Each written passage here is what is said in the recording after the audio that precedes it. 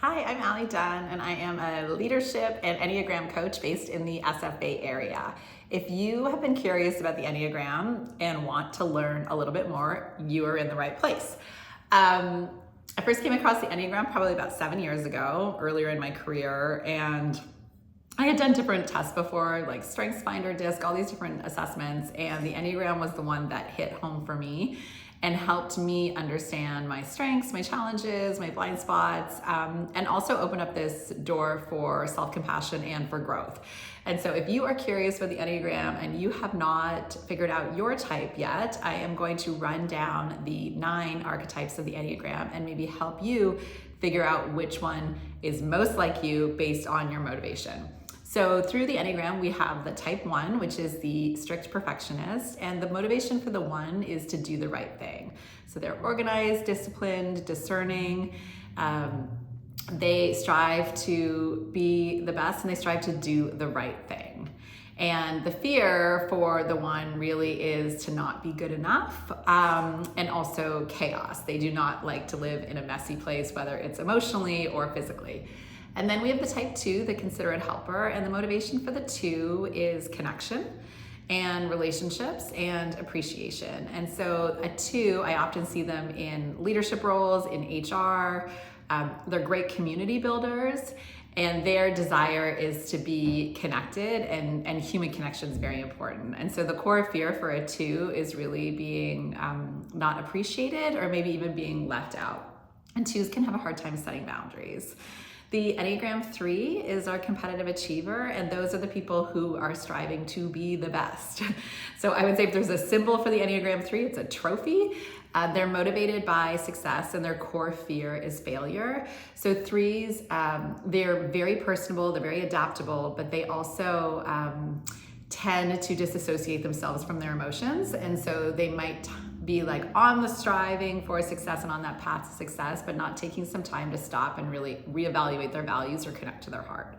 And then we have the type 4, which we call the intense creative. And 4s are motivated by being unique. They want to be original, they want to stand out from the rest of the crowd, and their core fear is being ordinary. So you're never going to see a 4 listening to like a top 40 radio station. 4s are deep feelers. They're super creative, but it doesn't necessarily mean that they're artists. I see a lot of 4s in philanthropy and in the nonprofit world because their work must have meaning. So if you are a 4 and you're struggling in your career, it might mean that your role does not have enough purpose and you might want to reevaluate that. And then we have our 5, which the 5 is our specialist, and the 5 is motivated by understanding. So I don't know, if Google was a Enneagram type, they would be a 5, because 5s really feel safe with knowledge. They're extremely good at setting boundaries, but they can disassociate themselves from their emotions. And so when I've done like team building and kind of worked with 5, sometimes a 5 will even be sitting outside of the circle of people. Like they need hardcore boundaries. So the work for the 5 is really just to, allow themselves to connect a little bit deeper, bring some levity in, and not necessarily take everything so seriously. And then we have the type 6, which is the loyal skeptic. And 6s are great team builders. They're motivated by feeling safe. So the pursuit for the 6 is if they are making a decision, they weigh all the good options, they weigh all the bad options before they can proceed. And the barrier that comes up there is they can get analysis paralysis and have a really hard time making decisions.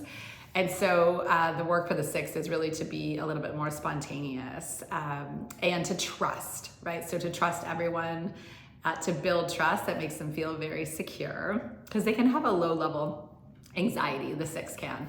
And then the 7 is the enthusiastic visionary. So they're that person who is really optimistic. They're motivated by freedom and experiences, and their core fear is being confined. So if you have a 7 in your life and you try to tell them what to do or minimize their fun, you'll really struggle with that. In a work environment, they tend to be big picture thinkers, but also can struggle with the details. So they need that extra support and that follow through. And then we have our type 8s, which is our active controller, sometimes called the challenger, and they pursue control. So their motivation is to be in control, to have everything figured out. And their fear is vulnerability. They have a really hard time showing, let's call it weakness, or showing their emotions. And they tend to be caregivers in the sense that they have a high value around justice. So they're really fighting for their family, they're fighting for their team, they're fighting for the underdog, but they can be so assertive that sometimes it can be jarring for other Enneagram types. So their work is to kind of understand that we all have different lenses of operation and ways of doing things. And then for our 9s, that is our peacemaker. And I like to think when in the Enneagram wheel, they sit at the top and they're overlooking everyone and making sure everyone's safe. They really need to have harmony and avoid conflict. So they're motivated by peace, and their biggest fear is conflict. So if you're a 9, you might notice sometimes you don't speak up in meetings, you might have a hard time having difficult conversations. And so the work for the 9 is really just to show up, right? And step into your power, because people do want to hear from you. 9s do make great leaders because they have this global perspective, but can also get stuck in this idea of if I speak up, if I cause a ripple, if I cause a wave, will people still like me, or what's the outcome? So I hope that you had a chance to maybe identify yourself within these Enneagram types. If not, there's several assessments that you can do. I love the IEQ 9. That to me is the most comprehensive Enneagram assessment. And once you find out your type, the avenues for growth, whether it's understanding yourself, whether it's understanding others, whether it's, realigning your purpose, values in your career, working on your communication, it is endless. The Enneagram for me is a lifelong work of self-evaluation, self-expression, and self-improvement. And so you can tell I'm deeply passionate about it. And if you have questions about your type or want to leave a comment below, please do.